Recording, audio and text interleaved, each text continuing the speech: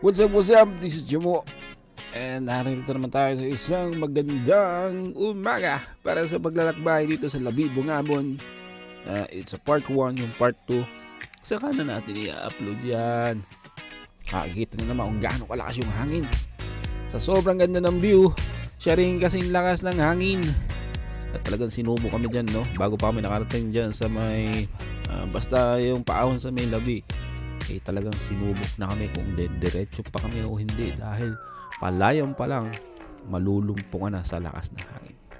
So ano pa ginagawa nyo? Tara, load ka, let's go.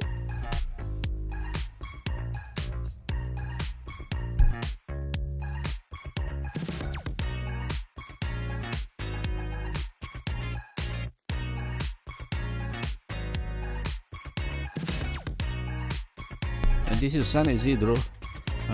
Yan. Yan na namin pinuntahan sila Marty, Angelo, and kasabay ko si Tatay Joey, at mga ibang siklista natin nakikita sa daan. And on the way na kami to Bangad. Enjoy the view, guys. Kahit ma-traffic, it's a 5 a.m. in the morning. I mean 6 na pala.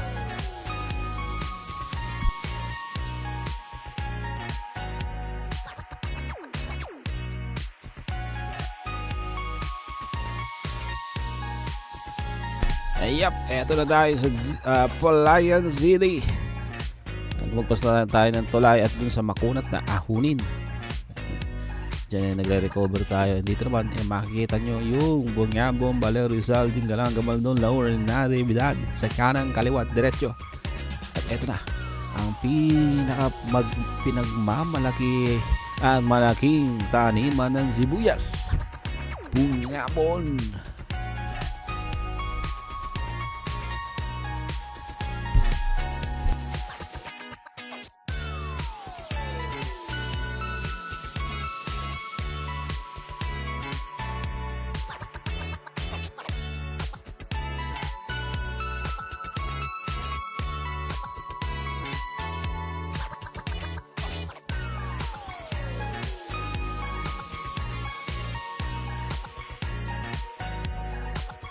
Dito naman, unang stopover namin na matagal, dahil dito na kami mag-uumagahan sa Tara G.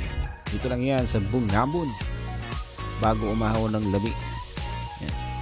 So sa mga nagagawin dyan ng Bungabon, punta lang kayo doon, bandang kaliwa. Hindi ko alam yung address, basta yun na yun. And this is the way going to Labi. Isang mahabang patag, pero sa mahabang patag naman yan, may enjoy mo yung kabundukan at kapaligiran at lakas ng hangin. Diba? Yun naman yung talagang pinupunta natin sa mga bundok-bundok. Yung magandang view, sariwang hangin, minsan amoy tayong ipot ng manok. And this one, dito medyo nahihirapan na kami dito dahil una, ako yung trangko, and sad to say, hindi natin kinaya yung lakas ng hangin. And yup, si Tate Joey na yung nagtatrangko this time around sa second row, dahil doon sa first row medyo nag-init naman sila kahit paano, pero hindi na naman sila tatagal dahil napakahaba niyan. And kita na naman, nilalabanan namin yung hangin dyan. Hop. Konti na lang magsisemplang na, and Tate Joey is in the house trying to stop the wave of the wind, pero tuloy lang ang padyak dahil wala makakapigil sa grupong yan, dahil masarap magbike tuwing weekends.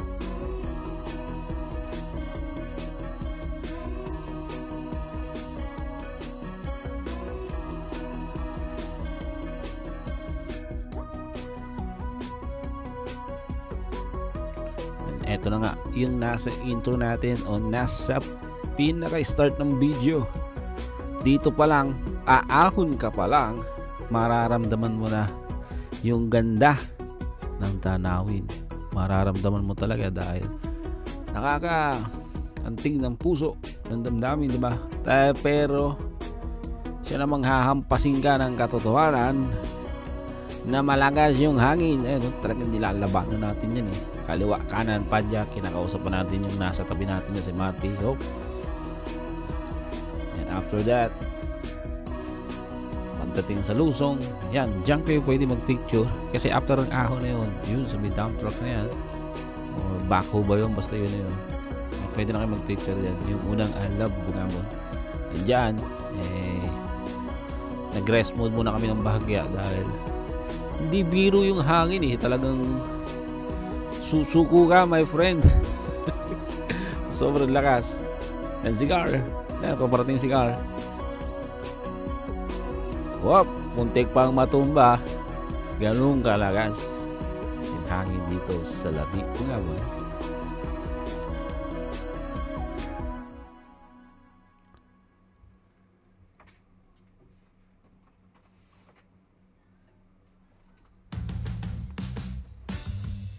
So habang bumabagsak sa bundok, you will think about a lot of things or maraming bagay-bagay.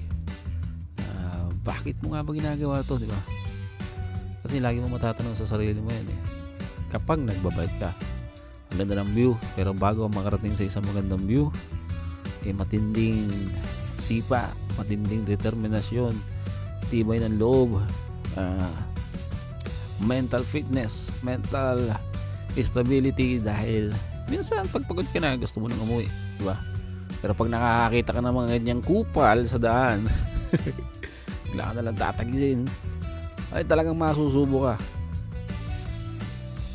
And dito medyo malumanip yung ahon dito, so it's a good thing.